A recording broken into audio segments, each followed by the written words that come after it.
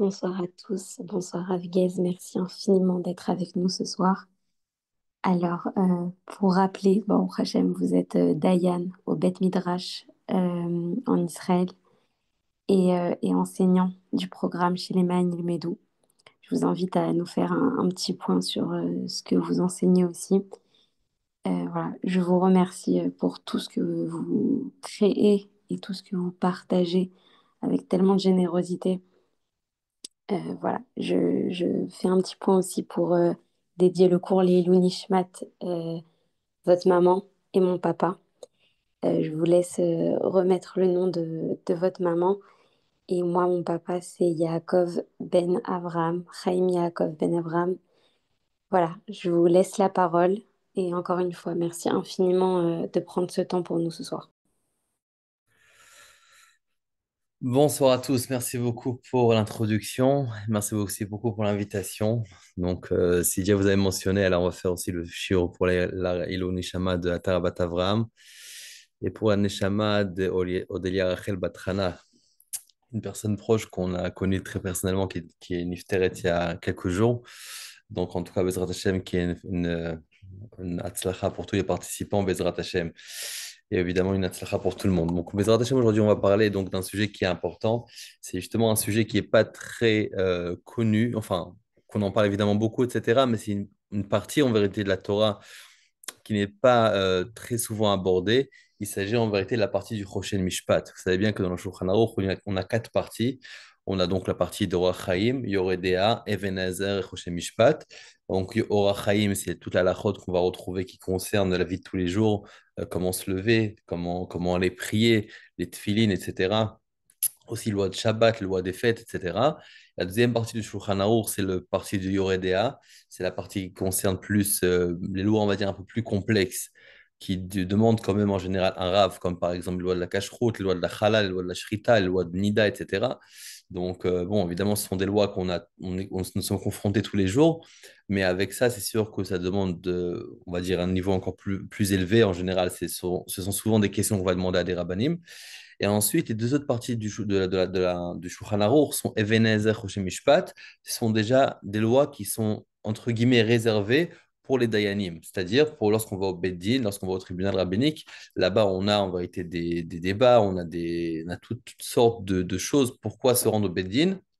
Donc, le Even Haezer, c'est la partie du Shulchan Aruch qui parle des lois de famille, comme mariage, divorce, etc. Et on a la dernière partie du Shulchan Aruch qui est Choshen Mishpat, qui est cette partie-là, en général, la moins étudiée, et qui est en vérité la partie de tout ce qui est des litiges financiers. Mais il n'y a pas que des litiges financiers, il y a aussi plein de lois que chacun doit apprendre. Et donc, une de ces lois-là, c'est aussi des lois qu'on va aborder un petit peu aujourd'hui, c'est la loi de la Halva, qui dit en vérité, qui parle de prêter et d'emprunter. Comment prêter et comment emprunter conformément à la halakha. Alors, on va parler des choses assez très simples, surtout des conseils qu'on pourra donner, des lois qui sont importantes. On va évidemment, ce sont des lois qui s'étudient pendant vraiment des mois et des mois, voire des années, mais on va toucher quelques points qui sont importants et qui concernent un peu tout le monde. Donc déjà, hein, on va commencer avec le chiyuv en soi, l'obligation en soi. Dans la Torah, il y a marqué Im kesef talve et ami et ani imach. Ça veut dire que la Torah nous ordonne de prêter à une personne qui aurait besoin. C'est-à-dire, toute personne qui aurait besoin d'argent, qui me demande de l'argent, alors à ce moment-là, j'ai une obligation de lui prêter. Alors, vous allez me dire quoi? À tout le monde et à tout prix. Alors, on va voir un petit peu évidemment comment ça se passe. On va voir évidemment, ça veut dire, c'est quoi la notion de ribit. Ribit qui veut dire, on va les intérêts. Est-ce qu'on peut tirer les intérêts? Est-ce qu'on prête de l'argent, etc. Mais là, pour l'instant, on est encore au début, on parle de l'obligation. Donc, l'obligation est de prêter à chaque personne qui en a besoin de l'argent. Il nous demande, on doit accepter de lui prêter de l'argent. Ça, c'est une obligation de la Torah. À tel point que les Chachamim, les sages, font poussent un petit détail et disent, il y a marqué im kesef. Im, en hébreu, ça veut dire si. Ça paraît pas obligatoire. Et c'est justement une des exceptions que le im, dans ce cas-là, c'est une obligation. Ce sont une des exceptions que le im, le si, c'est une obligation. Et c'est pour ça qu'en réalité, on a l'obligation de prêter à autrui de l'argent s'il en a besoin. D'accord? Donc ça, c'est le premier point. Maintenant, il faut savoir que à qui on doit prêter. Alors évidemment, on doit prêter à une personne qui en a besoin. Donc ça pourrait être un pauvre, par exemple. mais ça pourrait être aussi un riche. Pourquoi? Un riche, des fois, il a aussi besoin d'argent. C'est vrai qu'aujourd'hui, riche, tout est virtuel, mais c'est vrai que des fois, c'est possible que momentanément, il a besoin d'argent pour quelque chose, et donc on a aussi besoin de lui prêter. Mais c'est sûr que si, par exemple, se présente devant moi une personne, un riche et un pauvre, et j'ai la possibilité de prêter que à un pauvre, que un des deux, pardon, alors à ce moment-là, je dois quand même préférer le pauvre, parce que concrètement, il en a vraiment plus besoin, plus que le riche. Mais concrètement, c'est vrai que la halakha concerne que ce soit le riche que le pauvre. Maintenant, il faut savoir aussi que lorsqu'on a cette mise-là en face de nous, évidemment, si c'était tellement simple que ça de prêter, évidemment, on n'aurait jamais arrêté de prêter. Mais qu'est-ce qu'on peut faire? On est encore en galoute et pas tout le monde a les moyens. C'est pas, on va dire, c'est pas enfin, chacun a des moyens un peu limités.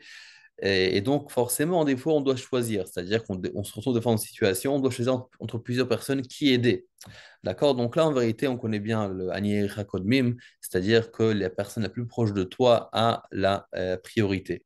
Et c'est pour ça que si, par exemple, j'ai en face de moi, par exemple, une personne, une famille et un proche de ma famille à moi. Alors, donc, d'une personne, une famille qui est une autre famille ou bien ma famille doit passer avant. D'accord? Si par exemple, je sais qu'il y a deux personnes qui en ont besoin, un se trouve dans la ville de la côté et un autre se trouve dans ma ville, alors à ce moment-là, je dois prêter d'abord à la personne qui se trouve dans ma ville. Pourquoi? Parce que Anier Rakodmim, c'est-à-dire que la personne qui est le plus proche de moi, c'est elle qui a le dessus et c'est à elle que je dois prêter en premier. Maintenant, il y a encore un autre point qui, vous savez bien qu'on n'a pas le droit de prêter avec intérêt. Alors, on va parler un petit peu tout à l'heure dans quel cas on peut, oui, prêter avec intérêt. Mais globalement, c'est sûr qu'on ne doit pas prêter avec intérêt, on n'a pas le droit de le faire, à part sur certaines formes, etc., qu'on va voir tout à l'heure. Mais par contre, à un goy, si on lui prête, on a la mitzvah de prendre des intérêts. Alors maintenant, des fois, une personne peut se retrouver en situation où d'un côté, devant lui, il a un juif à qui il a l'obligation de prêter, mais il sait bien que s'il prête, il ne peut pas prêter avec intérêt. Donc, quelque part, il ne va rien gagner. Évidemment, il va gagner la mitzvah, mais il ne va rien gagner en termes d'argent. Tandis que, et ensuite, il y a aussi une autre personne qui sera en face de lui, c'est un goy. Et ce goy-là, lui, il sait bien qu'il a la mitzvah de prêter avec intérêt. Donc, du coup, il est un peu embêté parce que, bon, c'est vrai qu'il y a la mitzvah de prêter à un juif, mais aussi la mitzvah de prêter à un goy avec intérêt. Et donc, il se pose la question, attends, si je prête au juif, je vais perdre de l'argent parce qu'avec le goy, je peux en gagner. En 2 mois, j'aurai un manque de gain. La réponse est donc à qui on doit prêter? La réponse est qu'on doit prêter aux juifs, même si je ne vais pas gagner de l'argent et que j'aurais pu le gagner chez le goy. D'accord? Donc, le juif, dans ce cas-là, prend le dessus et il a la priorité. D'accord? Maintenant, il faut savoir que des fois aussi, la mitzvah de prêter de l'argent, elle est même plus grande que la mitzvah de la tzedaka. C'est vrai qu'on dit tzedaka tassim mavel, etc. Il y a tellement de choses sur la tzedaka, mais on voit dans les poskim qui disent que la mitzvah de prêter prend le dessus que mitzvah de la tzedaka. Une des raisons qu'on dit à ça, parce que tout simplement une personne qui reçoit déjà de la tzedaka, en général, il est assez à l'aise de demander. Et donc, ce n'est pas une personne qui va mourir de faim, c'est une personne qu'à la fin du compte, il aura ce qu'il a besoin, il va essayer de se débrouiller. Tandis qu'une personne qui nous demande de l'argent, de prêter de l'argent, souvent, c'est une personne qui a honte de demander de la tzedaka. Et donc, il demande qu'on lui prête. C'est possible qu'il a fait l'effort de me demander à moi de lui prêter, mais c'est possible qu'il ne fera pas l'effort de demander à une autre personne. Parce que c'est une personne qui est timide, qui n'a pas l'habitude de demander. Et c'est pour ça qu'on voit que la personne qui prête, à qui on va prêter, c'est peut-être plus important à une personne qu'on va donner de la tzedaka, étant donné qu'on va peut-être plus le sauver, car en général, il n'ose pas, il n'ose pas demander. D'accord? Maintenant, l'obligation de prêter, évidemment, ça va dépendre aussi de nos moyens. C'est-à-dire, évidemment, je ne peux pas prêter quelque chose que je n'ai pas. C'est pour ça qu'en fonction de ce que j'ai besoin, en fonction des mêmes moyens, c'est comme ça aussi que je vais fixer combien je peux aussi prêter d'argent à une autre personne. Donc, c'est pour ça que maintenant, on ne va pas demander à emprunter pour prêter à une autre personne. D'accord? Si j'ai emprunté, alors si je prête, c'est que c'est mon argent. Je ne vais pas commencer à emprunter pour prêter à une autre personne. D'accord? Maintenant, des fois, on se retrouve dans une situation où on sait bien que la personne qui est en face de nous ne va pas forcément nous rendre. Parce que pour l'instant, on voit bien que la mitzvah de prêter est très importante. Mais c'est vrai que des fois, par exemple, il y a une personne qui me demande de l'argent. Alors, quand c'est une grande somme en général, on ne sait pas le cas. Mais des fois, ça peut être une somme quand même, mais pas une somme très importante. Et là, hein, mais je sais que cette personne-là n'a pas vraiment les moyens de me rendre. Il me demande peut-être que je lui prête de l'argent, Mais au fond, je sais bien que c'est un pauvre et qui travaille pas beaucoup, qui gagne pas assez. Et du coup, qui va pas, il aura beaucoup de mal de me rendre. Dans ce cas, ce qui est bien de faire, c'est de penser lorsqu'on va prêter de l'argent, je le dis comme ça. Peut-être cet argent-là, je peux le mettre à la Zaka. On sait bien qu'on est tous, mechouyav, on est tous obligés de donner la Zaka. Donc, ce qui se fait, c'est qu'en fait, je dois me dire dans la tête, oh, que je lui prête maintenant de l'argent. Mais je me laisse quand même une option dans la tête de dire que si jamais il ne me rembourse pas, alors à ce moment-là, je donnerai cet argent à la Zdaka. C'est-à-dire, je laisserai entre ses mains cet argent-là, et cet argent-là sera considéré comme la Zdaka. D'accord? Alors maintenant, si je fais ça, qu'est-ce qui se passe? Donc, quelque part, c'est vrai que voilà, quoi, je lui ai prêté de l'argent, mais je laisse évidemment le choix de me rendre. Mais d'un autre côté, je me mets comme la condition au cas où il ne me rend pas. Mais maintenant, il y a un autre point qui est important, c'est si jamais je décide de lui donner cet argent-là, d'accord, pour me dire, bon, c'est quoi, laisse tomber, c'est pas grave, je sais que tu as un peu enfin, t'as des problèmes, etc., d'argent en ce moment, etc., je sais que je ne vais pas te demander de l'argent. Si je décide finalement de lui laisser cet argent-là, il faut savoir que il faut lui quand même l'avertir. Pourquoi? Parce que si je ne l'avertis pas, quelque part, lui, s'il ne rend pas, c'est un rachat. Parce qu'une personne qui ne rend pas d'argent, c'est un rachat. Donc, si maintenant je ne veux pas l'avertir, quelque part, hein, il est toujours dans l'obligation de rendre. Donc, c'est vrai que théoriquement, dans le ciel, peut-être c'est sûr qu'il n'a pas de dette envers moi. Mais de sa part, il a oui une dette envers moi tant qu'il n'est pas au courant que je lui ai donné. C'est pour ça que si maintenant je décide finalement de lui donner cet argent en Dakar, il faut que je lui dise, ne t'inquiète pas, je te donne en Dakar, je donne en cadeau, tu n'as rien besoin de me rendre.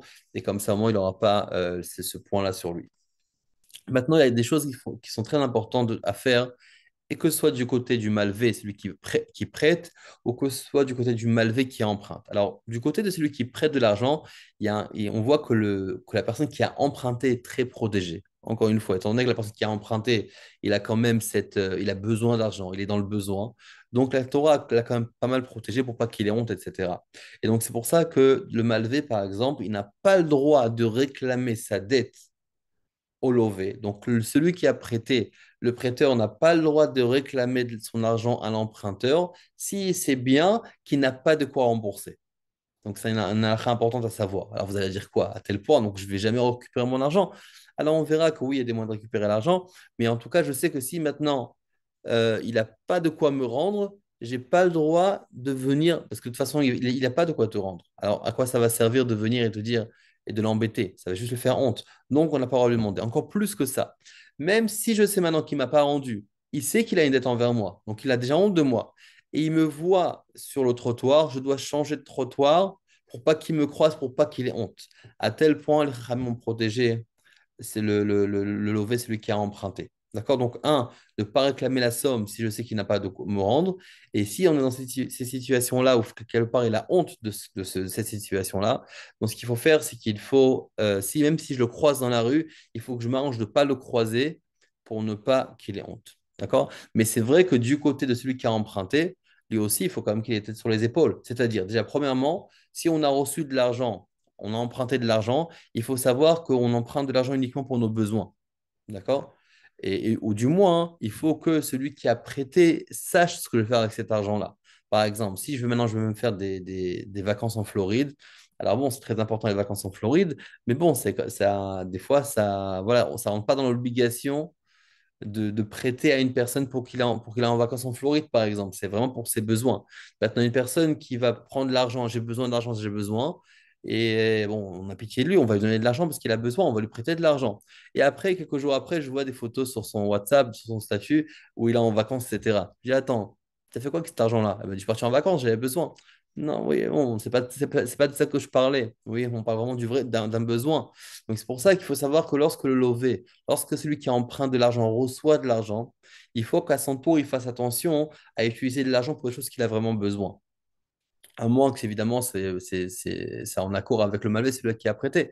Et si j'emprunte parce que j'ai besoin, je n'ai pas obligé de détailler exactement ce que j'ai acheté d'accord, au magasin, etc.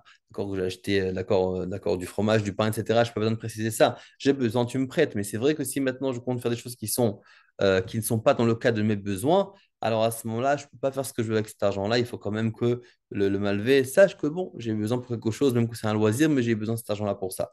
Il y a une chose qui est importante aussi, c'est que lorsque l'OV, celui qui a emprunté, a de l'argent, il doit directement rembourser. Alors évidemment, des fois, c'est un délai de paiement. Mais si on n'est pas, on a déjà passé le délai, d'accord, on a déjà dépassé la date de paiement et la personne n'a pas de quoi me rembourser, comme on l'a dit, je ne peux pas lui réclamer. Mais d'un autre côté, si la personne a de quoi me rembourser, il est obligé de les rembourser. D'accord? Pourquoi? Parce qu'il ne peut pas maintenant garder de l'argent chez lui alors qu'il a des dettes. Si tu as de l'argent, tu dois directement rembourser ce que tu dois. D'accord? Donc ça, c'est de la part de l'emprunteur, ce qui doit faire attention. Donc là, on voit quelque part quand même que c'est vrai qu'on doit avoir beaucoup de respect pour l'argent de celui qui nous a prêté, mais celui qui a prêté doit avoir aussi beaucoup de respect pour la personne qui a emprunté. Maintenant, d'accord, maintenant il faut savoir qu'il y a un cas de figure dans lequel la Torah nous dit on n'est pas obligé de prêter. C'est quand on n'est pas obligé de prêter. C'est lorsqu'on sait que la personne à qui on prête, finalement, il respecte pas de l'argent, il dépense pour n'importe quoi, il va peut-être pas me rembourser à cause de ça parce qu'il dépense pour un oui et pour un an, ce sont des choses qui sont complètement inutiles, et lui, il veut de l'argent. Donc je me dis, attends, tu me mets un peu dans l'embarras, pourquoi? Parce que je te veux prêter de l'argent, après, tu vas dépenser pour n'importe quoi. Et après, tu vas pas me rembourser, Bichlal, parce que tu n'auras pas de quoi me rembourser. Donc là, dans ce cas-là, les Chaïm ont dit qu'on n'a pas l'obligation de prêter. Mais si c'est une personne qui a vraiment besoin et qui n'est pas une personne qui va dépenser pour n'importe quoi, je dois lui prêter, même si je sais que pas forcément il aura de quoi me rembourser. D'accord? Mais évidemment, pour ça, hein, évidemment, on doit même s'efforcer peut-être de prendre un gage, de prendre quelque chose en caution pour au moins faire en sorte que, voilà, qu'on pourrait un jour se retrouver et quand même avoir un quelconque remboursement. Ok, maintenant on continue. Il y a quelque chose qui est très important et que beaucoup de gens ne font pas attention lorsqu'on parle de prêt et d'emprunt, c'est la preuve, ça veut dire c'est le shtar. Souvent, on n'est pas très à l'aise. Souvent, on se dit, écoute, ben, bon, je le connais bien, c'est mon rave ou c'est mon ami, c'est ma famille, etc. Le problème, c'est qu'une personne qui va prêter de l'argent sans qu'il ait établi, sans qu'il a fait un shtar, c'est-à-dire qu'il y a vraiment une preuve de ce qu'il a, d'accord, de ce prêt-là, alors, dans ce cas-là, il va entrer dans un problème de l'ifne mirchol, c'est-à-dire, il risque de faire entrer certains problèmes entre lui et son ami. Pourquoi? Parce que c'est possible qu'au bout d'un moment, on va oublier combien j'ai emprunté, si j'ai emprunté, si j'ai remboursé. Donc là, on a beaucoup, beaucoup de problèmes. Et donc, ça pourrait vraiment faire des problèmes, pas seulement aussi de shalom, mais aussi vraiment de dettes que je ne rembourse pas. Et c'est pour ça que le Khaïm est obligé de faire, qu'il y ait une preuve finalement entre le lové et le malvé, entre celui qui emprunte et celui qui prête. Et même si je fais confiance, même si c'est de la famille, ça ne change pas. Ah, c'est vrai, des fois, ça fait mal à l'aise, oui, parce qu'on dit, bon, on se prête de l'argent entre nous, et on dit, oui, bon, écris-moi ça en papier, quoi, tu ne me fais pas confiance. Oui, alors des fois, on ne comprend pas. Non, c'est pas que je ne te fais pas confiance, mais tu sais que des fois, on va oublier. Mais on voit que c'est une halakha. Halakha nous oblige à vraiment avoir une preuve. Alors, c'est quoi le meilleur? Le meilleur, évidemment, c'est d'avoir quelque chose qui est écrit avec des témoins. C'est pas obligatoire, mais c'est le meilleur. Pourquoi? Parce qu'à ce moment-là, on va dire, c'est ce qui est le plus fort. C'est la chose qu'on pourrait avoir en tant que preuve la plus forte, que ce soit parce que j'ai vraiment quelque chose d'écrit. Et en plus, j'ai des témoins qui vont signer que, que ce que j'ai écrit, finalement, c'est vrai, ils vont valider ce que j'ai écrit. D'accord, mais bon, ça, c'est pas vraiment obligatoire, mais c'est concrètement le meilleur. Maintenant, si maintenant je n'ai pas ça, ce qui est le plus courant de faire, le mieux à faire, c'est au moins de faire un shtar sans edim ou bien ktaviado. Ça veut dire quoi? Ou bien qu'on fait comme un genre de contrat, pas un contrat, mais un genre de papier entre nous, que voilà, je t'ai emprunté tant et tant, ou bien tu m'as prêté tant et tant, etc. Ou bien ktaviado, ça veut dire que moi, je sous-signe, j'écris sur un papier que voilà je confirme que Moshe m'a prêté tant et tant, et donc je me dois de le rembourser tant et tant, etc., avec ma signature. Donc là, finalement, et après, évidemment, je vais donner ce papier-là au malvé, à celui qui m'a prêté, et de cette manière-là, je vais avoir une preuve que ce prêt-là, cet emprunt-là a été effectué. D'accord? Alors, quel est le but de faire ça, évidemment? C'est d'avoir une preuve. Mais pourquoi DAFCA avec un papier? Parce que déjà, le papier peut se garder plus longtemps, du moins, finalement, si on ne le perd pas, mais se garde plus longtemps. Et surtout aussi, on va se rappeler exactement de combien j'ai prêté, combien j'ai emprunté. Et aussi, une fois que j'aurai remboursé la dette, je pourrai réclamer le papier. Et comme ça, au moins, la personne n'aura pas de preuve contre moi. J'ai remboursé la dette, donc rends-moi mon shtar, rends-moi le papier qu'on a écrit. D'accord?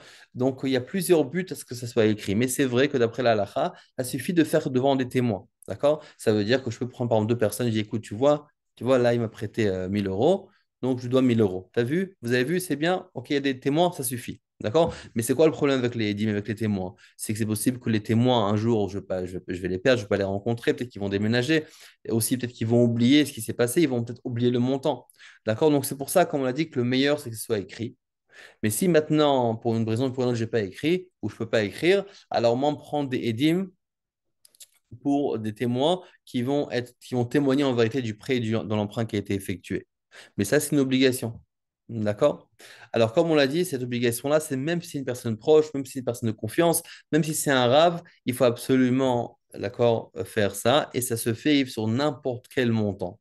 Surtout, n'importe quel montant que je n'aurais pas donné comme ça en cadeau. Si, par exemple, il me donne 2 euros, par exemple, dans ma tête, je dis, c'est quoi les 2 euros, prends-les, j'ai pas besoin des 2 euros. Donc, si c'est à ce montant-là, on va pas exiger de faire un shtar, ni des témoins, etc. Parce que bon, c'est vrai que tu m'as emprunté 2 euros, mais bon, c'est pas une somme qui est importante.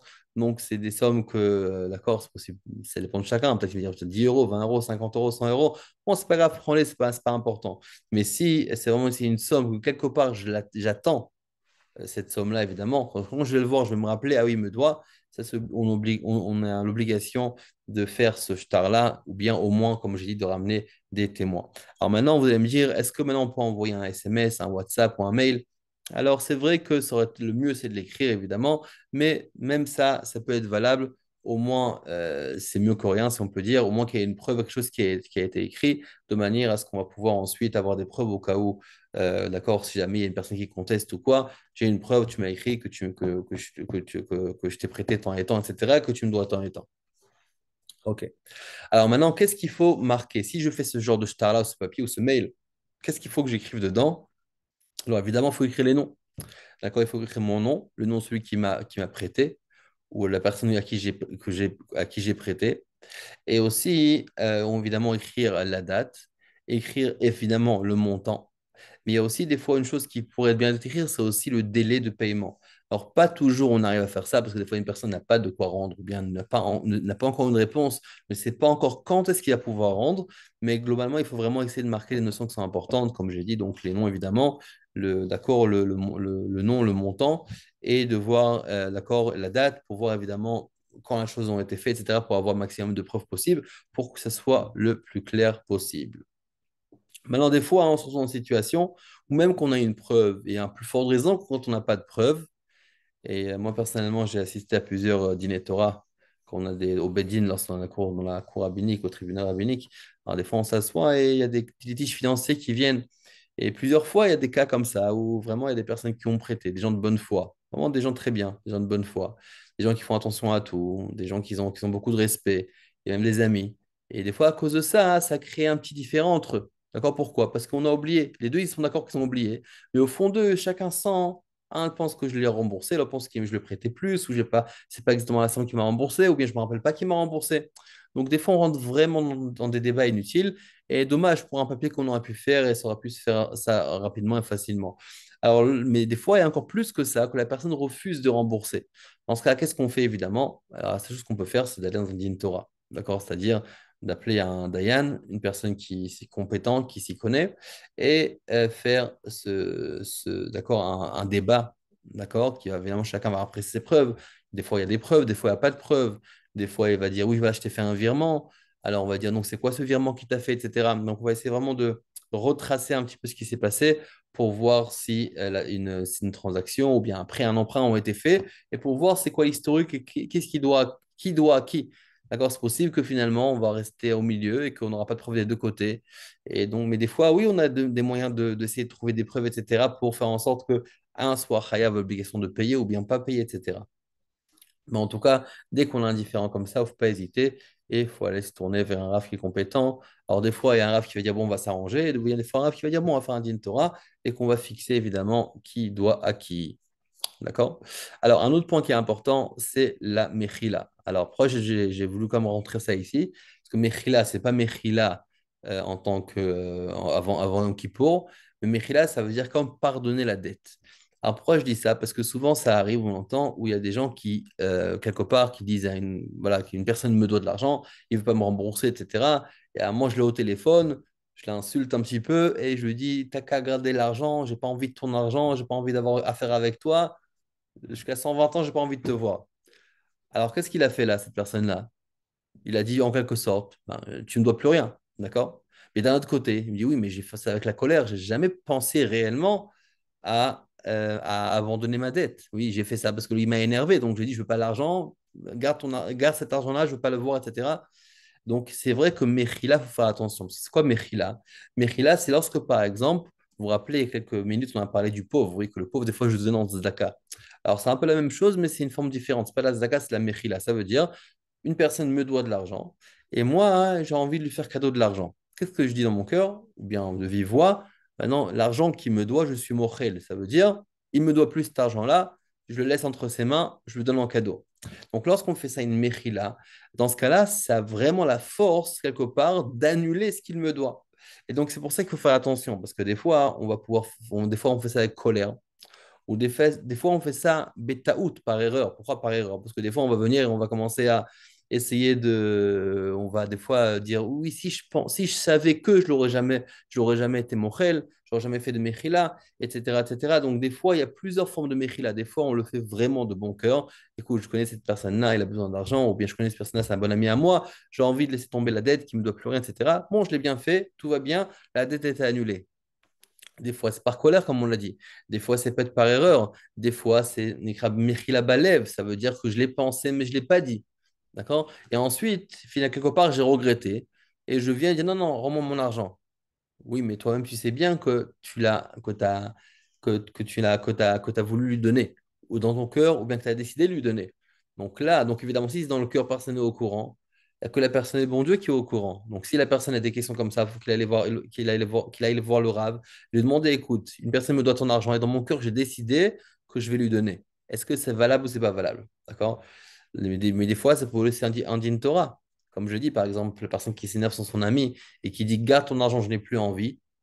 Garde l'argent que tu me dois, je veux plus voir cet argent-là. L'essentiel, je veux plus avoir affaire à toi. Bon, dans ce cas-là, lorsqu'on est dans cette situation-là, d'accord, c'est délicat parce que d'un côté, il a dit Mechila, comme on l'a dit, de l'autre côté, il a fait ça par nerf. Alors, est-ce que c'est valable ou pas? Alors, il y a beaucoup de marloquettes, beaucoup de discussions des poskim, mais tout ça, en général, ça se juge dans un din Torah. Et je l'ai quand même mentionné pour faire attention à ce qu'on dit, à ce qu'on fait, à ce qu'on écrit.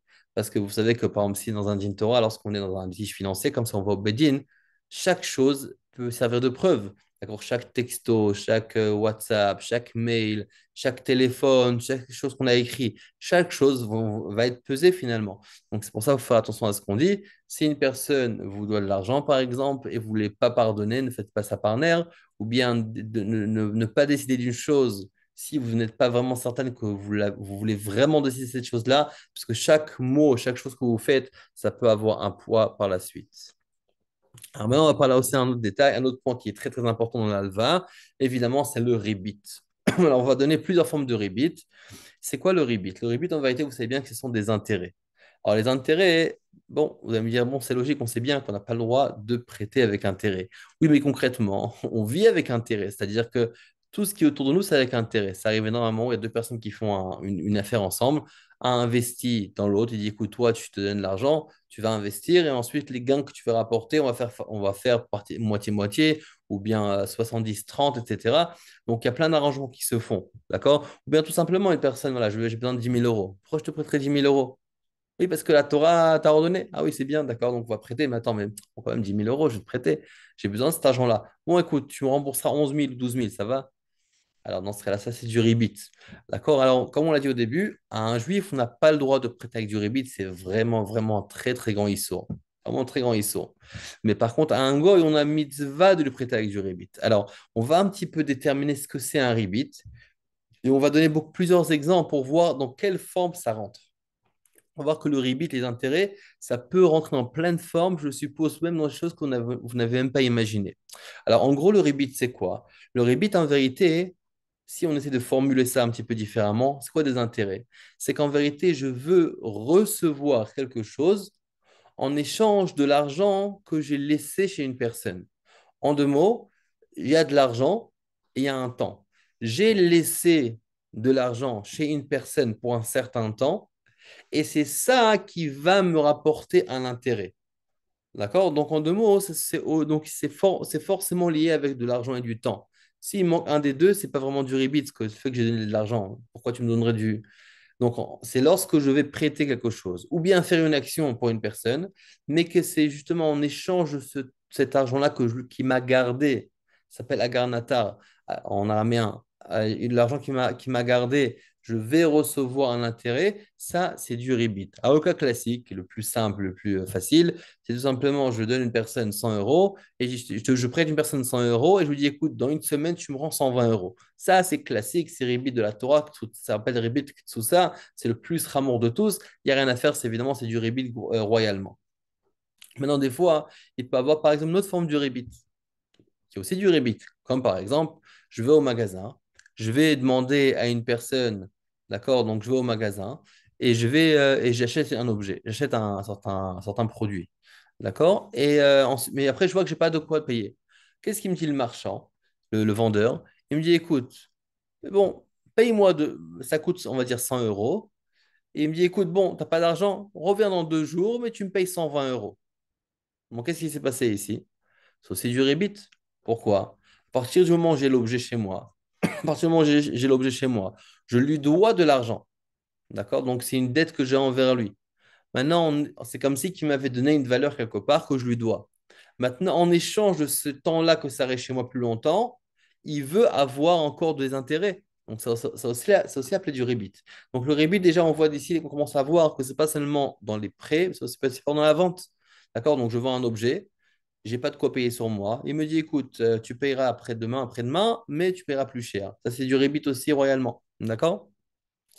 Alors, il y a aussi, par exemple, un autre cas, par exemple. Ça peut être aussi une personne qui dit, écoute, moi, je suis un bon juif, je veux te prêter de l'argent sans intérêt. Arrive au bout d'un mois le délai de le remboursement. Et ensuite, il dit, bon, j'ai pas d'argent. Il dit, bon, je vais te rallonger le délai, mais tu me donnes quelque chose de plus. Là aussi, c'est la même chose. Là aussi, c'est du rebit, forcément. C'est vrai que ça n'a pas été fait depuis le départ, au moment de la transaction, au moment du prêt. Ça a été fait au moment où j'ai rallongé le délai. Mais malgré ça, c'est comme m'appelait aussi du rebit. D'accord? Maintenant, on va donner aussi un autre exemple. Que cet exemple-là, je vais quand même vous dire qu'il vaut mieux que chacun vérifie avec son rave s'il est confronté à ce cas. D'accord? Parce que ça peut être appelé du rebit. Dans plein de cas, c'est du rebit. On ne va pas rentrer dedans parce que c'est un peu compliqué, mais vous allez comprendre l'exemple. Je vends maintenant, on va dire, je vends, on va dire, peu importe, on va dire des tickets. D'accord? On va dire des tickets, c'est un peu différent, mais je vends un certain produit. D'accord? Je vends un produit. Maintenant, moi, j'ai besoin d'argent pour payer ce produit-là. Par exemple, j'ai acheté finalement, je vends des livres. D'accord? Je vends des livres, mais je sais que j'ai besoin d'argent pour payer ces livres-là. Je n'ai pas d'argent. Mais je vais les vendre. Alors, je compte les vendre plus tard. Mais j'ai besoin des investisseurs. Alors, qu'est-ce que je fais? Je me tourne vers le public et je dis, ceux qui me payent maintenant, d'accord? C'est-à-dire une vente plus tôt. D'accord? Donc, celui qui me paye maintenant, il aura ce produit-là moins cher. D'accord? Donc, encore une fois, moi, je vends des livres et je me tourne vers le public et je dis au public, je vais vendre des livres à 500 euros, le set 500 euros. Celui qui me paye dès maintenant, il recevra le set à 450 euros. Donc, qu'est-ce qu'ils ont fait là? C'est aussi une forme de rebit. Pourquoi? Parce que quelque part, eux, ils ont investi dans moi de l'argent, ils m'ont donné de l'argent. En échange de l'argent que j'ai reçu pour le garder, c'est-à-dire en 2 mots, moi c'est pour l'investir, mais en échange de l'argent que je l'ai reçu, je vais leur rendre un service en diminuant le prix. Donc ça aussi, c'est une forme de rebit. D'accord? Donc pour ceux qui ont ce genre de choses-là, d'accord, maintenant ça peut s'exprimer pas que dans des livres, plein d'autres choses. J'ai une formation que je veux faire. Alors, je n'ai pas dit que c'est toujours du rebit, mais dans plein de cas, c'est du rebit. C'est pour ça que si vous avez un genre de cas qui ressemble à ça, il faut vérifier avec un RAF que vous connaissez qui est compétent. Est-ce que oui ou non, il y a du rebit dans ce cas-là? Alors maintenant, il faut savoir que lorsqu'on parle de rebit d'intérêt, il y a beaucoup, beaucoup de gens qui se trompent là-dessus. Lorsqu'on parle d'intérêt, c'est pas simplement lorsque je rends plus cher. Un exemple, une personne me donne, comme on l'a dit, 100 euros, je le rends 120. Ça, c'est du vrai rebit. Mais on va dire comme ça, une personne maintenant qui me donne 100 euros et dit, écoute, nous, on est des bons juifs, sans rebit, sans intérêt. Très bien, alors je lui rends 100 euros. Mais avec ces 100 euros-là, je lui ai envoyé un bouquet de fleurs. Ou bien je lui ai envoyé un petit coupon comme ça pas, on va dire, de manicure ou quoi, que voilà, je vais lui faire un petit cadeau. c'est quoi? C'est du rebit, c'est pas du rebit. Alors vous allez dire, oui, c'est pas d'argent. Oui, mais c'est quand même du rebit. D'accord? Pourquoi? Parce que quelque part, en échange de ce qu'il m'a prêté, il a gagné quelque chose d'avantage.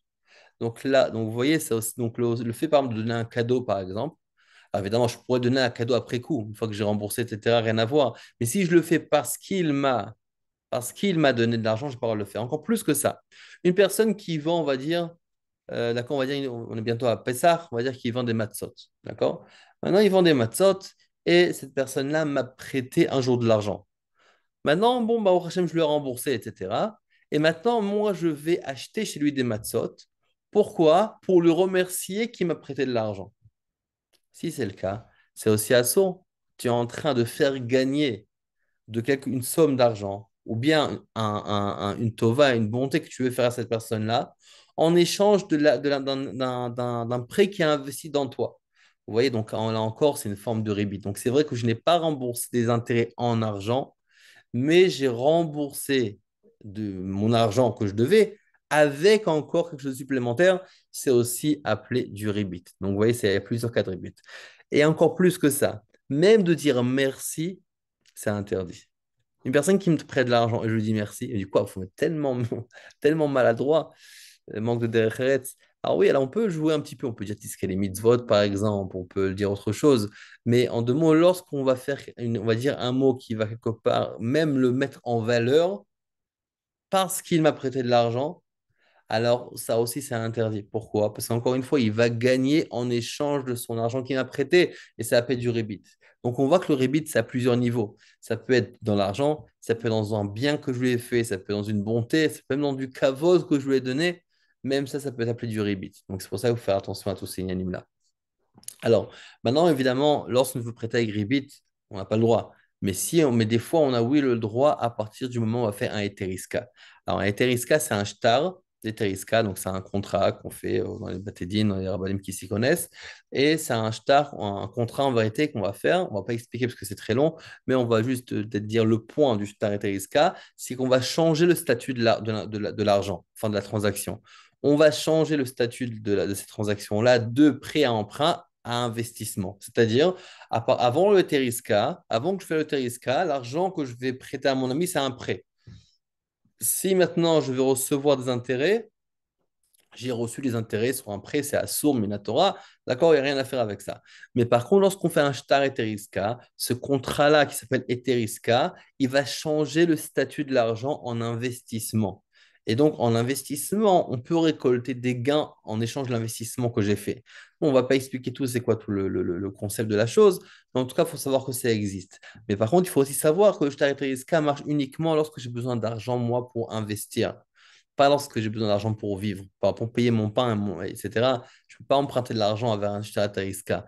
Et Shtaretariska, c'est uniquement quand j'emprunte de l'argent pour aller travailler, pour aller faire moi aussi mon business, j'emprunte et je veux ensuite moi investir. Donc là, je peux faire un Shtaretariska, ça veut dire ce contrat-là qui va changer le statut de l'argent et ça va me permettre d'emprunter de l'argent avec des intérêts.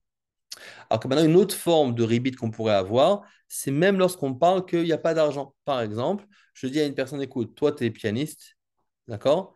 Si tu veux, s'il te plaît, viens jouer la barmusa de mon fils. Et moi, je suis photographe, d'accord? Je suis photographe et moi, je viendrai photographier, si Dieu veut, la barmusa de ton fils. Alors, si c'est ça, ça peut être aussi un rebit. Alors, si c'est au même niveau de travail et c'est la même valeur de travail, alors c'est comme si je t'ai donné, je m'ai rendu, c'est comme un genre de prêt, d'emprunt qu'on a fait, mais c'est au même niveau, c'est la même valeur. Mais s'il y a des différences de valeur, là, on rentre dans un problème et on va se retrouver dans un problème aussi de rebit. Maintenant, qu'est-ce qui se passe si on a emprunté de l'argent avec d'une pièce de monnaie étrangère? Parce qu'en vérité, vous allez me poser la question toute simple. Vous allez me dire, attends, mais l'argent change tous les jours. C'est-à-dire le taux de l'argent change tous les jours.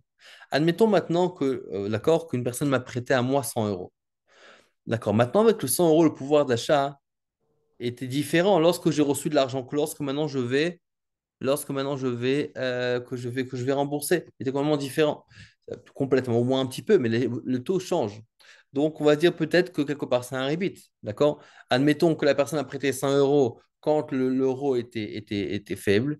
Et maintenant, l'euro est fort. Donc, je vais lui rembourser cet argent-là. Et quelque part, il a gagné en échange. Alors ça, on dit pas ça lorsque c'est la même monnaie. Mais par contre, quand ce sont deux monnaies différentes, là, on va oui dire ça. Parce que c'est comme si on avait finalement acheté un objet. On va pas entrer dans les détails, mais dans d'autres monnaies, on va oui dire ça. Par exemple, vous êtes maintenant, d'accord, en même temps, vous êtes en France, d'accord, la monnaie principale, c'est l'euro. Et vous, il y a 2 mois auparavant, vous étiez à New York et vous avez emprunté à un ami, d'accord, on va dire, de 200 dollars. Très bien. 200 dollars, vous arrivez en France maintenant, c'est un ami qui était avec vous, par exemple, vous voulez le rembourser, il dit, voilà, je te rembourse 200 euros, ou je te rembourse 200 dollars, ou je te rembourse la valeur de l'autre. Alors là, on rentre dans des problèmes. Pourquoi? Parce qu'étant donné que les niveaux changent, dans ce cas-là, on peut oui entrer dans un problème. C'est pour ça que, bon, il y a plusieurs détails là-dedans, on ne va pas rentrer dans tous les détails, mais au moins, il faut savoir que l'idéal, évidemment, c'est de rembourser la monnaie de la monnaie que j'ai empruntée. Maintenant, si on ne peut pas, etc., il y a des moyens de le faire, mais ça, il faut savoir que c'est l'idéal. Alors, l'idéal, ça aurait été, par exemple, dire, bon, donne-moi 200 euros et je te rembourserai 200 euros, par exemple. Ou bien, donne-moi 200 dollars, je te rembourserai 200 dollars. Ça, c'est l'idéal à faire. Encore une fois, j'ai des fois des solutions aussi de le faire autrement, mais comme on a quand même limité un petit peu en temps, donc on va se laisser là.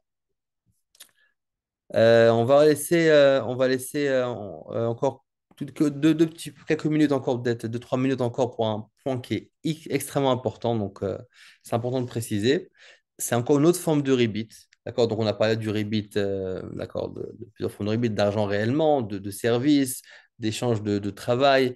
D'accord? Comment rendre? On a dit rendre, ça peut être une valeur, ça peut être un service, ça peut être un merci, ça peut être un cadeau, ça peut être un bouquet de fleurs, ça peut être quelque chose que je donne en échange. Mais on en parle aussi maintenant donc, des différentes monnaies. Mais il y a encore un autre point qu'il faut parler, qui est très très courant et qu'on tombe très facilement dans ce problème-là.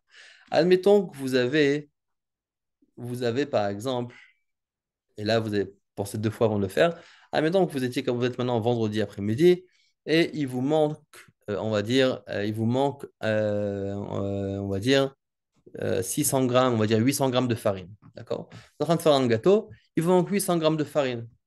D'accord? Vous allez chez votre voisine, d'accord, Madame Cohen, et vous lui demandez est-ce que tu as de la farine? Elle dit oui, voilà, j'ai un paquet. Admettons que le paquet n'était pas entier. D'accord? On va dire 1 kilo de farine, il n'était pas complètement entier. Bon, c'est ce que j'ai. Bon, très bien, ça va toujours m'aider. D'accord? Donc, je prends le paquet, je l'utilise, etc. La semaine d'après, je vais lui rembourser le paquet. Donc, je vais à un supermarché, j'achète un kilo de farine et je viens lui rendre 1 kilo de farine. Et moi, je me dis, mais attends, elle m'a donné quoi? Elle m'a donné 800 grammes, 900 grammes. Le kilo n'était pas entier. Ah, ok, bon, mais quoi? Je vais ouvrir le paquet, je vais retirer maintenant 100 grammes et je vais lui rendre les 900 grammes. Ça ne se fait pas.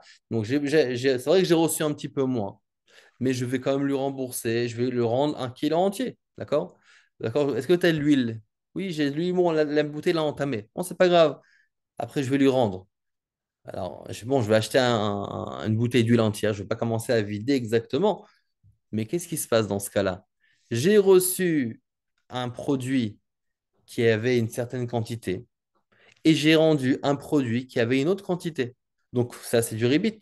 C'est du rebit pur et simple. Parce que en échange de ce que j'ai reçu, en 2 mots, c'est comme si on m'a prêté 100 euros et j'ai rendu 120. J'ai reçu 800 grammes de farine, j'ai rendu 1 kilo. D'accord? J'ai reçu, on va dire, 90 centilitres d'huile et j'ai rendu 1 litre. Donc, quelque part, qu'est-ce que j'ai fait là? J'ai rendu plus de ce qu'on m'a prêté. Et ça s'appelle du rebit. Alors maintenant, vous allez dire, oui, mais ce qu'on peut faire, c'est qu'on peut dire, bon, c'est du cadeau. C'est pas rebit, c'est cadeau. Ah non, parce que ça marche pas comme ça. Pourquoi? Parce que une des choses dans le rebit qu'on voit, que le cadeau ne marche pas. Parce que sinon, il n'y aurait jamais plus de rebit. Parce que sinon aussi, chaque rebit, on va dire ça. On va dire, écoute, bon, on m'a prêté 100 000 euros, je lui rends 120 000 euros, bon, c'est 20 000 euros cadeau. Oui, mais c'est justement, si on parlait de cadeau, le digne de rebit va sauter. D'accord? Donc, le cadeau ne marche pas. C'est pour ça que c'est une des choses qu'il faut faire attention, que vraiment, lorsqu'on emprunte, il faut rendre la même somme que ce soit dans l'argent, que ce soit dans les travaux, les services qu'on se donne, et aussi, comme on voit maintenant, les produits qu'on peut s'échanger de temps en temps lorsqu'on a besoin. Voilà, c'est tout pour aujourd'hui. Je vais voir si dans le chat, il y a quelque chose qui a été écrit, t'as des questions.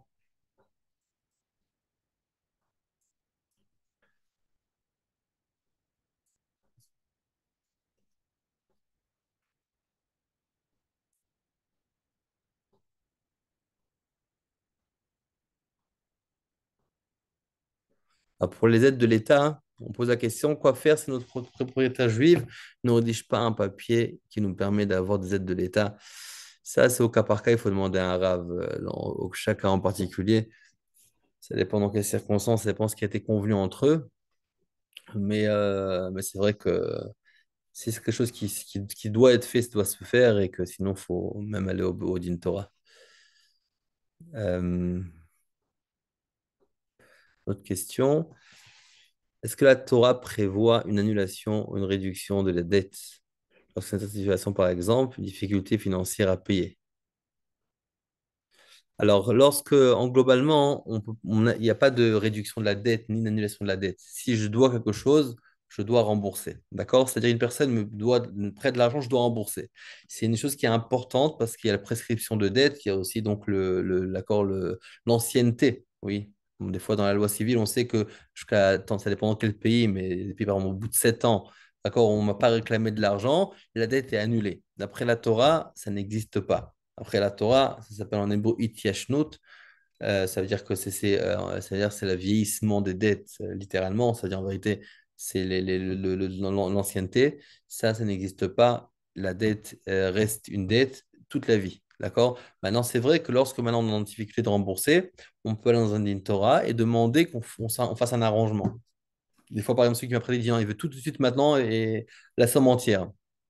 Des fois, si le Bedin voit que la personne est de bonne foi et vraiment il n'a pas les moyens mais qu'il veut rembourser, alors ce qu'on peut faire, c'est qu'on peut faire en sorte qu'on va rembourser par exemple, une fois par mois, on va dire, par exemple, prends 3 ans, chaque mois tu rembourses tant et tant, par exemple. Ça, c'est possible de faire. Une autre question.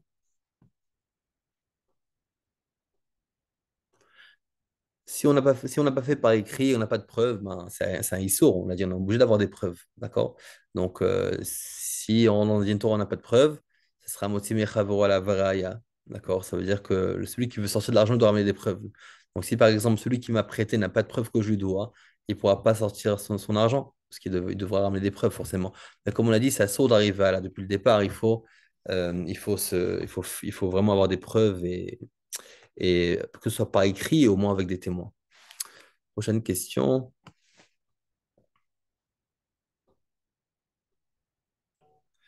Alors, comment faire si on achète quelque chose à quelqu'un en pensant être remboursé, mais que lui pensait que c'était un cadeau?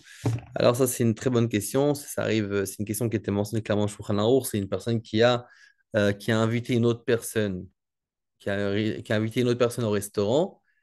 Et imaginez-vous, oui, on vous invite au restaurant, ensuite on dit, bah, va payer. OK. Donc ça, bon, il y a plusieurs détails en ça dépend des circonstances, ça dépend le minag, etc. Mais en gros, on doit payer ce qu'on a profité. Donc si on pensait que c'était un cadeau, et la personne dit non, moi j'ai jamais pensé de faire un cadeau, je l'ai acheté pour toi, eh ben, il faut lui rembourser en gros. Prochaine question. Évidemment, on doit payer au centime près, ça c'est évident. Prochaine question. On n'est pas obligé de demander le motif. On demande est-ce qu'on doit donner le motif de l'emprunt. On n'est pas obligé de donner le motif de l'emprunt, à moins que ce soit des choses qui sont un petit peu, on va dire, qui sont un petit peu hors normes ou qui ne sont pas vraiment un besoin. À moins que je pense que je sais que la personne, on va dire, le fait pour, c'est-à-dire, je sais que c'est avec le consentement de la personne. Par exemple, la personne sait comment je suis, sait qui je suis, etc., et sait ce que j'ai besoin. C'est aussi, par exemple, que j'ai besoin d'aller en vacances, et c'est possible que c'est pour ça que je demande. On n'est pas obligé de dire le motif. Mais si je pense qu'il aurait jamais pensé en vérité à me prêter pour, pour ce que je fais, d'accord? Pareil, je suis pas d'accord. Bon, je veux acheter quelque chose qui est complètement inutile, par exemple, et pour ça, je vais l'endetter à lui finalement parce que je lui ai emprunté de l'argent. Donc là, comme on l'a dit, on ne peut pas faire ça. On peut utiliser que pour l'argent pour ce que j'ai, oui, vraiment besoin, à moins que la personne en question soit au courant de pourquoi j'ai besoin de cet argent-là. Prochaine question. Peut-on rembourser quelqu'un par des services ou autres? Que de l'argent, si finalement on ne peut pas payer. Non, globalement, il faut payer avec de l'argent. Après, évidemment, hein, si la personne est d'accord, on pourra toujours s'arranger, faire ça autrement. Comment faire quand le taux du pays a changé? Alors ça, on a déjà répondu. D'accord? Donc, si c'est l'argent même qui a changé, c'est pas grave. C'est-à-dire, si j'ai emprunté 100 euros, je rembourse 100 euros. Moi, il y a encore de la fraude dans ça, mais en gros, on rembourse ce que j'ai emprunté. La question se pose plus j'ai euh, lorsque j'ai emprunté d'autres pays. La question, c'est qu'il peut aussi revenir, c'est un cas un peu qui ressemble à ça. C'est par exemple, j'emprunte, on va dire, je sais pas moi, j'emprunte, on va dire, on va prendre au hasard un aliment par exemple. Oui, j'emprunte par exemple, on va dire 10 kilos de pommes de terre. Et ensuite, quand je viens rembourser, il y a eu une guerre mondiale et le kilo de pommes de terre a triplé. Donc là, il y a plusieurs détails par rapport à ce dyname-là. Mais d'accord, mais par rapport à l'argent, si c'est le même pays, ça ne change pas vraiment.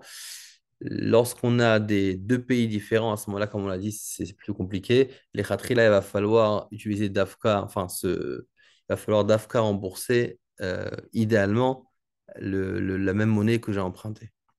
Prochaine question. Est-ce que c'est vraiment... Oui, si je dis que c'est interdit, on ne peut pas dire merci après. Alors vraiment, on a qui disent merci par respect plutôt que pour rendre merci, mais vraiment le merci a vraiment été... c'est-à-dire, on va dire, on va essayer de dévier un petit peu ça. On va dire, qu'est-ce qu'est les mitzvot, on va essayer de... Mais c'est vrai qu'on ne doit pas rendre quelque chose en échange de l'argent que j'ai reçu. Vous voyez, ça le principe. Donc, à partir du moment où même si c'est du kavod, par exemple, c'est aussi interdit. Alors, comment on fait si l'emprunteur ne sait pas quand il peut rembourser? Alors, dans ce cas-là, déjà, il faut que celui qui prête le sache. Ça veut dire quoi? Ça veut dire qu'en général, on se met d'accord. Oui, en général, une personne qui en prête de l'argent en général, il dit, écoute, bon, comment on s'arrange pour le remboursement? Si la personne vraiment dit que je ne sais pas comment emprunter, alors le prêteur doit quand même prêter. Mais c'est vrai que dans ce cas-là, peut-être qu'il vaut mieux qu'il se protège plus. Par exemple, une personne qui sait qu'il a en face de lui une personne qui n'a pas remboursé facilement. Alors, je pense que même que c'est vraiment pas à l'aise de faire ça en général. Mais c'est vrai qu'en général, il faut faire attention de se protéger. Pourquoi? Parce que moi-même, je le parle et moi-même, je le vois aussi en Din Torah et moi-même, je ne l'applique pas tout le temps. Mais c'est parce que des fois, bon, on ne veut pas mettre les gens mal à l'aise, etc. Mais c'est vrai qu'on voit concrètement que le fait de vouloir de ne pas mettre à l'aise au début, à la fin, on crée des mal à l'aise encore plus importants que ça. Parce qu'à la fin, ça arrive à des disputes. À la fin, on rentre dans Din Torah, à la fin, on rentre dans des bagarres, etc. Mais pourquoi faire? Si depuis le départ, on était clair et on avait déjà programmé tout ça, alors on ne serait pas arrivé à là. D'accord? Donc c'est pour ça que je disais une personne qu'on voit qui ne va pas rembourser. Alors, comme on l'a dit, c'est une personne qui dépense de l'argent un peu n'importe où, etc. On voit qu'il n'est pas sérieux. Alors, on n'est pas obligé de lui prêter. Mais c'est rare. En général, on a eu l'obligation de lui prêter parce qu'une personne a vraiment besoin. Mais parallèlement à ça, il faut peut-être s'arranger, de donner par exemple des dates de remboursement, ou bien même de prendre une caution, de prendre un garant, vous voyez, ou de prendre même un objet en gage, quelque chose qui va faire qui va l'obliger au moins à payer. D'accord? Pour au moins, on va dire, protéger un petit peu le cadre. Ok, très bien. En tout cas, de bonnes nouvelles à tous. On remercie Amenora Live, à Ilana de l'invitation. Et Bezrat Hashem, j'espère qu'on se retrouve à côté des bonnes choses. Que tout le monde a une bonne fête de Pessah, Pessah Keshav et sa mère, que les brachot pour tout l'âme Israël, si Dieu veut. Sorotovot à tous.